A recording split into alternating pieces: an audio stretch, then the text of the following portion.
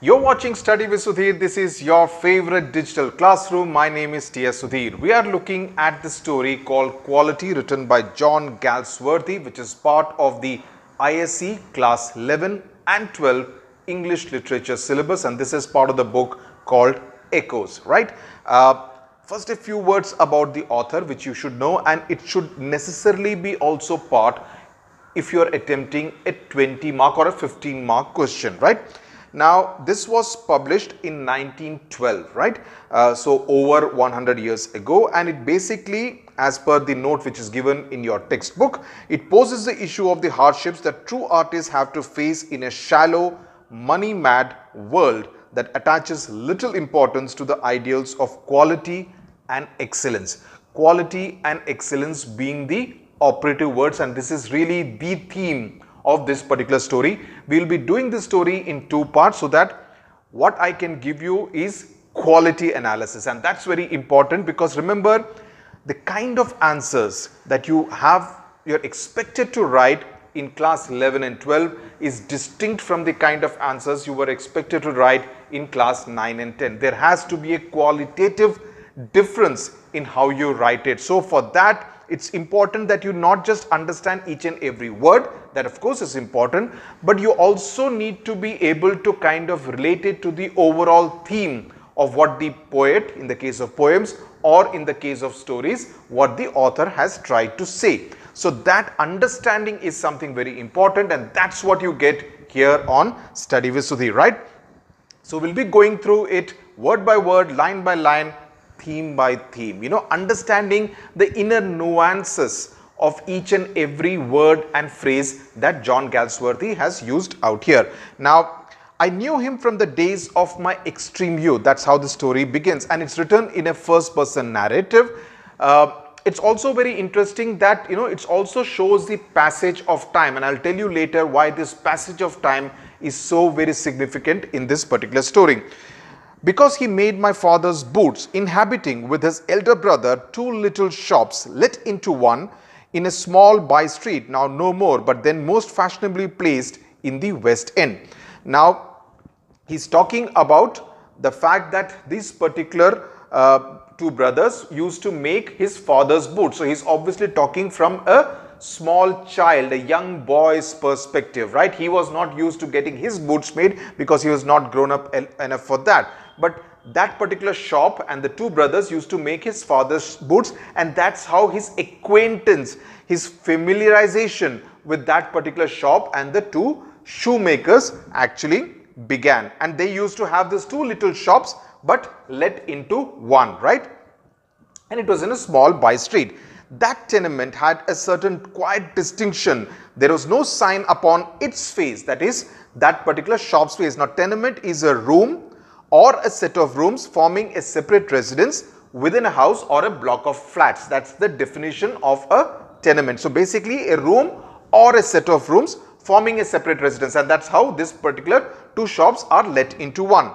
There was no sign, had a certain quiet distinction. So, there was something very unique, and that's the observation of this little boy itself.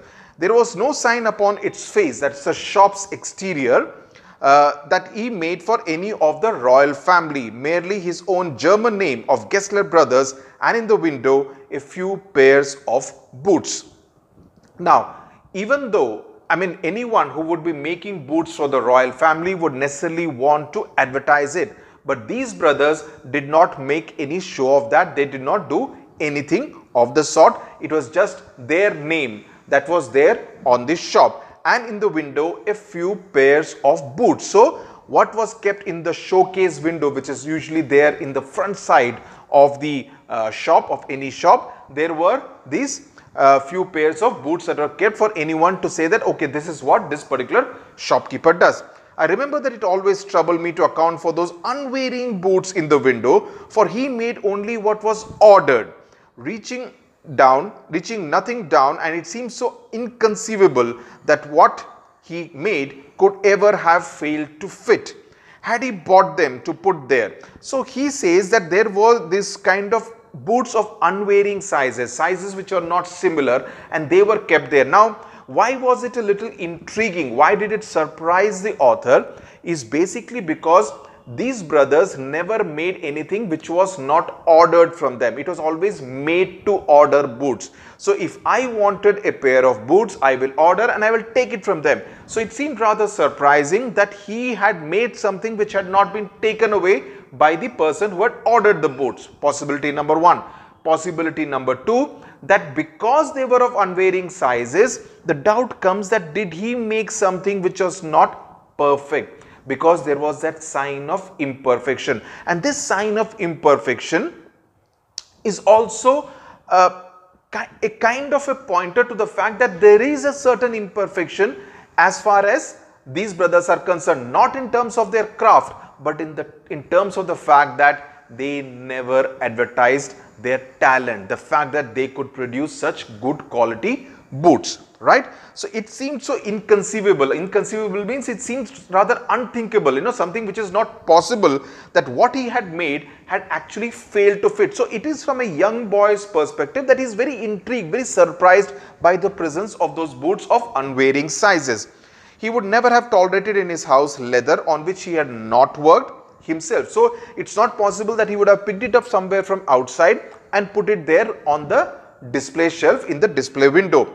Besides, they were too beautiful. The pair of pumps so inexpressibly slim, the patent leathers with cloth tops making water come into one's mouth, the tall brown riding boots with marvelous sooty glow as if though new they had been worn 100 years. So look at the kind of very glowing description that the author is making of those boots in the display window. Now, pumps is actually a word which referred to shoes way back in the 16th century. Now, the definition of pumps is that when men and servants wore shoes without heels, they were known as pomps. Now, P-O-M-P-E-S, that was the original spelling, subsequently became pumps, and so any shoes without heels were known as pumps, and they became the flat shoes which were subsequently worn by men, also known as simply high heels. Pumps are usually wider and between 2 and 3 inches in height. They are typically low cut around the front. So that's the that's a definition of a pump. So that is how this word came about from the 16th century to the 20th century. Also, the way you need to know the kind of description, so you would do well to remember some of these phrases which you could possibly use in your answers as well. That making water come into one's mouth, now that's the usual description you would associate with a delicacy. So he's so kind of taken in by the beauty of the workmanship, of the craftsmanship of these two brothers, that he almost finds it mouth-watering.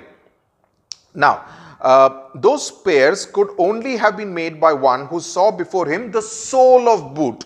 Very important phrase. So truly were they prototypes incarnating the very spirit of all footgear. Now, when you use the word like sole of boot, a phrase like sole of boot, it's giving it almost a divine kind of a flavor, right? Because otherwise you see footwear do not get that kind of a pride of place, right? Footwear are something which you are supposed to, at least in Indian culture, supposed to leave outside the house, right? If you go to a temple, you leave your footwear outside. It's not something, it's considered because it's actually collecting the dust of around the world. So it's not given its pride of place. But here, by calling it the sole of boot, he's kind of putting it up there on a pedestal.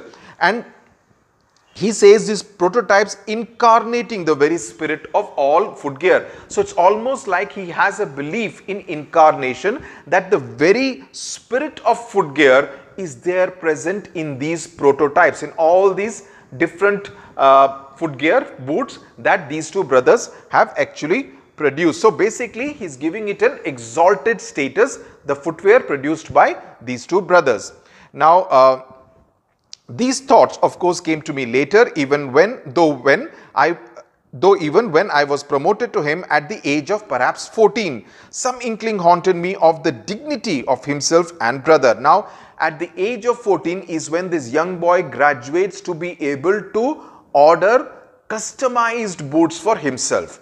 But before that itself, he has a fair amount of idea about the dignity of labor of these two brothers, right? So he's familiar with their workmanship and the quality of their work. For to make boots, such boots as he made, seemed to me then and still seems to me mysterious and wonderful. So he's talking here specifically about the younger brother with who he interacted. So he says, he uses adjectives like mysterious and wonderful because they give a sense of something very, very special, something very admirable. So that's something that those are the first adjectives that he is using for these boots that the brothers produce. I remember well my shy remark one day while stretching out to him my youthful foot. Okay. Aging and time are important themes in this particular story. So please bear that in mind, and I'll come to that towards the end of the story explanation in the part 2 when we are discussing the themes of this particular story. Isn't it awfully hard to do, Mr. Gessler? And his answer, given with a sudden smile from out of the sardonic redness of his beard, it is an art. So with a very strong, heavy German accent is how he speaks English. So he says, now it's an art, it's spoken with a German accent and also made from leather. Okay, it comes in the next paragraph. Then also sardonic. Sardonic essentially means something which is grimly cynical or mocking, right? So he's talking about the redness, which is almost like a dash of red, right? And something which is like, it stands out, which is why the use of the word sardonic out here. Himself, he was a little as if made from leather, with his yellow crinkly face and crinkly reddish hair and beard and neat folds slanting down his cheeks to the corners of his mouth, right? So he's talking about made from leather, basically because he wants to emphasize the association, the strength of the association, that the author sees leather and its association almost everywhere associated with that shop, and especially the junior Mr. Gessler, right? And he says that his face also had the same quality of leather, which is a little bit like grey, right? And that was the character of his face, and it refers to the word guttural. Now guttural essentially means produced in the throat, a bit of a harsh kind of a sound, and one tone voice would essentially refer to being a very even toned voice, right? And that was the character of his face, save that his eyes, which were grey blue, had in them the simple gravity of one secretly possessed by the ideal. Secretly possessed by the ideal is another interesting phrase that the author has used out here. It basically underlines the fact that he is a perfectionist. Okay, he wants to do everything to absolute perfection, and also is a reference to the spiritual aspect of his craftsmanship. The ideal. And who is ideal? The Almighty is seen as ideal, and in his workmanship, the fact that he is talking about perfection. So in two different kind of meanings being referred to by this particular phrase. His elder brother was so very like him, though watery, paler in every way, with a great industry, that sometimes in early days I was not quite sure of him until the interview was over. Then I knew that it was he, if the words "I will ask my brother" had not been spoken, and if they had been, it was his elder brother. Now, it's an interesting kind of a explanation, description, that he would actually get confused between the two brothers. So how would he know which brother he's actually speaking to? If the person said that "I will ask my brother," it meant that he was actually speaking to the elder brother, right? Because the younger brother was the one who called the shots, who was the real boss of the shop. And if those words were not spoken, that meant that it was the younger brother. So the younger brother, if "I will ask my brother" words were spoken, it was the elder brother. If those words were not spoken, it was the younger brother, and the elder brother was also very much like him, and that's the reason for this confusion. And he says, though he was more watery and paler than the younger Mr. Gessler. When one grew old and wild and ran up bills, one somehow never ran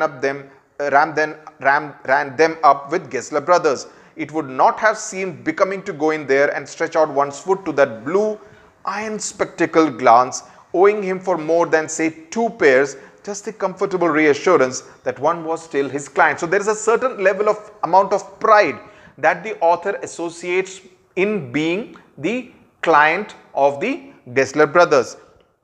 And he says that you did not run bills with Gessler brothers because the shoes actually lasted so long, and also it was not proper, the authors felt, to keep bills pending with Gessler brothers. This point is also important because of what happens later, right? So it also shows that Mr. Gessler was not in the habit of kind of chasing his clients for money, for the money that for the shoes, the boots that he would make for them. For it was not possible to go to him very often. His boots lasted terribly. And terribly here is being used in a positive sense, that they would just last for very long. They would not the kind of shoes that would wear and tear and give way after a few months or years.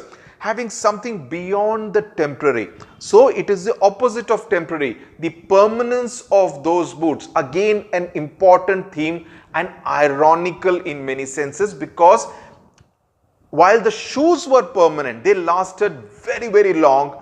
Finally, at the end of the story, this particular shop, the craftsmanship, the absolute exquisite and brilliant craftsmanship becomes a thing of the past. So in that sense, this word temporary is very important. Some, as it were, essence of boot stitched into them.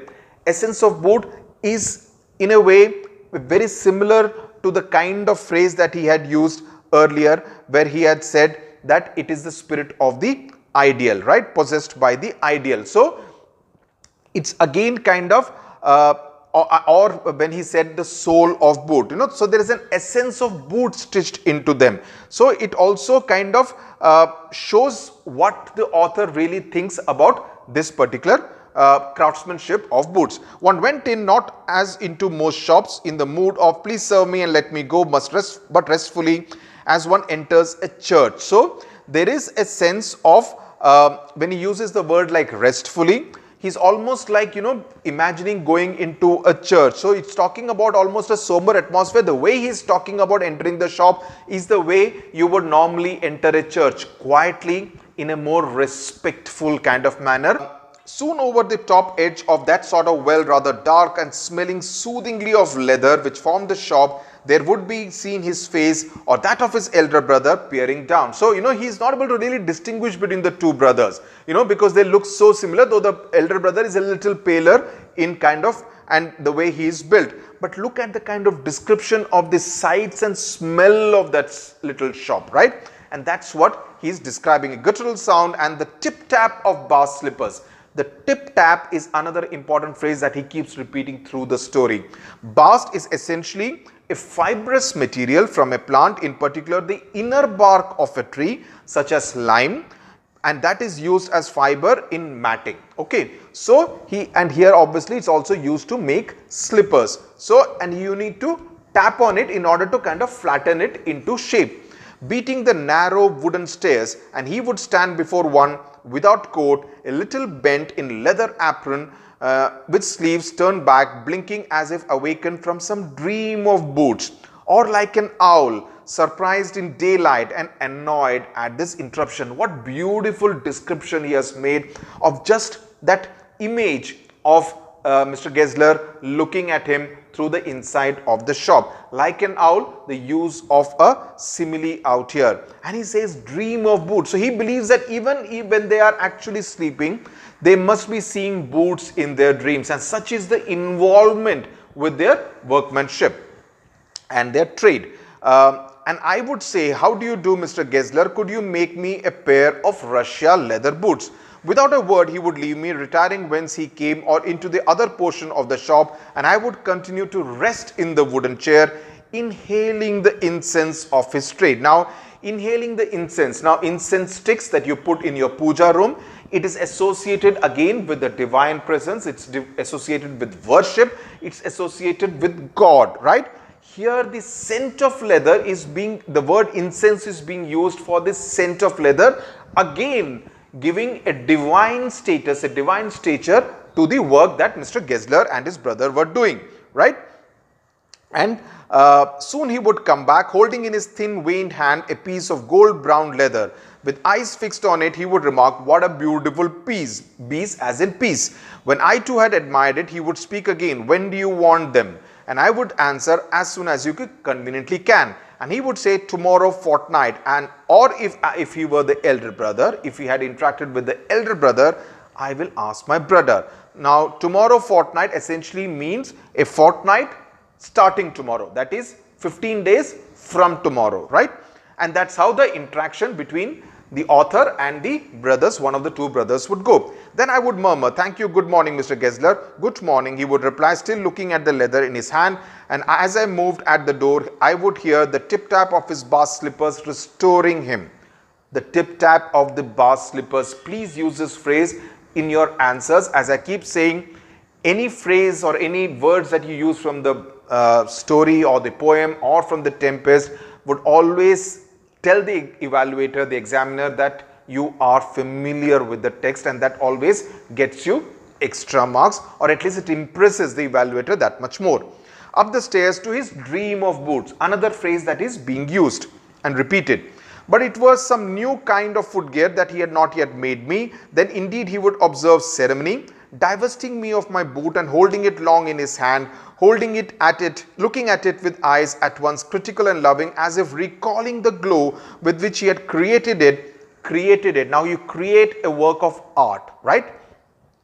You generally use the phrase, you make a shoe, okay? But here you are using the word create and kind of giving it the status of a work of art, right? So you need to understand these nuances that John Galsworthy has introduced into the story, and rebuking the way in which one had disorganized this masterpiece. Masterpiece and created. These are again two words which are giving it the status of a work of art, right? So please make a note of it. Then placing my foot on a piece of paper, he would 2 or 3 times tickle the outer edges with a pencil, like when they do that, and you know, if the pencil touches the corners of your sole, you may just get tickled. He would and pass his nervous fingers over my toes, feeling himself into the heart of my requirements. Just look at the beauty of the language. The heart of my requirements. That is, he's very keen to understand what exactly I want from my boot, right? The heart of my requirements. So he's very keen that he fulfills what is your heart's desire. You understand the association. These are the things that you need to point out in your answers. And then the use of the phrase nervous fingers. Now you are nervous when you are very keen also to kind of ensure that your job is almost perfect. It's also the nervousness that you know the expectation that I need to do an absolute perfect job. That is probably the reason why his fingers are also a touch nervous. The use of the word tip-tap, another point that I want to point out, is that it also conveys a sense of rhythm. Tip-tap, tip-tap, tip-tap. And that's probably another reason why this particular phrase has been used several times in this story, because he wants to convey a sense of rhythm. And any work of art has a sense of meter, has a sense of music, has a sense of rhythm to it. If you see a painter while he is doing his painting, you know, there would be the strokes, there would be a rhythm to it. Even a painter who paints your house or a door, a good painter would always go in a particular flow, right? Because then there wouldn't be those patterns of the brush which will be visible once a paint has dried up. Whereas if it is a bad craftsman, you will find that all those layers would be fine because there is no rhythm to the way he has kind of moved the paintbrush. So those are some of the things that you need to remember. Disorganize the masterpiece is almost like, you know, the author is almost kind of reproaching himself, you know, that's what it conveys. I cannot forget that day on which I had occasion to say to him, Mr. Gessler, that last pair of town walking books creaked, you know. Now creaked is probably the first rough word that has been used in this particular story. He looked at me for a time without replying, as if expecting me to withdraw or qualify the statement, then said, it should not have creaked. So he's obviously not amused, he does not like it that some work of his has not been of absolute perfect quality, right? It did, I'm afraid. You got them wet before they found themselves? I don't think so. So he checks whether they got wet in the rain. Or at that, he lowered his eyes as if hunting for memory of those boots, and I felt sorry I had mentioned this grave thing. So he almost feels guilty for having hurt his sense of self-respect and the fact that one work of his had not been of perfect quality, and he's trying to remember that particular boot that he had sold to this young man. Send them back, I'll look at them. A feeling of compassion for my creaking boots surged up in me. So well could I imagine the sorrowful long curiosity of regard which he would bend on them, because he could almost imagine how he would kind of work on them again in order to mend them. Some boots, he said slowly, are bad from birth. If I can do nothing with them, I take them off your bill. Now, when you're quoting, you may do well if you're able to remember it to use the same kind of spellings as they have been used in the story. Or you could possibly use the correct spellings, even that would be perfectly understandable. Now, here he uses the phrase bad from birth, and this is very important according to me. All these kind of explanations you will not get anywhere on the internet, I can assure you. Now, bad from birth is a very different way of saying manufacturing defect. He could have used the word, or any other person would have, any other shoemaker would have used the word manufacturing defect. But here he uses the phrase bad from birth, because birth is used in the context of what? It's used in the context of life, right? As if, and he wants to convey as if boots also have life, right? He has given birth to those boots. Right? So you understand the kind of devotion, the kind of love and compassion with which he actually looks at his whole craft of boot making, and that is something very important, right? And the other fact that I will take them off the bill, it also conveys a very sense of honesty. It conveys a particular attitude that if his workmanship has not been absolutely perfect, he will not charge money for it, right? He has charged money and he will kind of return the money, or he will adjust it against the next bill. Once only, I went absent-mindedly into his shop in a pair of boots bought in an emergency at some large firms. He took my order without showing me any leather, and I could feel his eyes penetrating the inferior integument of my foot. Now, integument is a tough outer protective layer, right? I'm giving you the exact definition so that you are familiar with every word, because there are a lot of new words which have been used in this particular story. Integument, frankly, even I did not know. So he says he went into the shop wearing a pair of boots which he had bought somewhere else, and he noticed that they were not his workmanship. Those are not my boots. The tone was not one of anger. This is an important paragraph. Nor of sorrow, not even of contempt. But there was in it something quiet that froze the blood. He put his hand down and pressed a finger on the place where the left boot, endeavoring to be fashionable, was not quite comfortable. You know, sometimes you see some of those boots which are kind of very narrow in the front, and he says he understood the precise place, because he was such an expert shoemaker. He understood the exact place where it will not be very comfortable for the foot. It hurts you there, he said. Those big firms have no self-respect, trash. And then, as if something had given way within him, he spoke long and bitterly. It was the only time I ever heard him discuss the conditions and hardships of his trade, right? So he's a master craftsman who knows exactly where the discomfort would be, and this is the first time he actually speaks about the problems in his area of work, right? They get it all, he said. They get it by advertisement, not by work. They take it away from us who love our boots. It comes to this: presently I have no work. So this is the first time he says, I have absolutely no work. No orders have been issued to me. Every year it gets less, you will see. And looking at his lined face, I saw things I had never noticed before. Bitter things and bitter struggle, and what a lot of grey hairs there seemed suddenly in his red beard. He had referred to the red beard earlier. At that time, he had not noticed the fact that there were grey, but now he noticed that as things were going, as the passage of time, there was a lot of grey in his red beard. So that's the only time he speaks about the problems in his trade, and grey conveys a sense of struggle, and that's what he says: bitter struggle, bitter things. A symbol of aging, also indicating that things are not quite going right, and grey happens when you worry. It happens with age. It also happens when you worry a lot, and this seems to be a case of worrying, a sense of anxiety that things are not going too well as far as his trade is concerned. as best I could, explain the circumstances of the purchase of those ill-omened boots. Now, why is he calling it ill-omened? Because one, they were of course uncomfortable, but the more important fact for the author was that had upset Mr. Gessler. But his face and voice made so deep an impression that during the next few minutes I ordered many pairs. Nemesis fell. They lasted more terribly than ever. Terribly means again being used in a positive sense, because terribly is because he is not able to go back to the shop to order more boots, because these pairs actually last that long. So that's why he makes him feel terrible that he is not able to kind of help him get more business.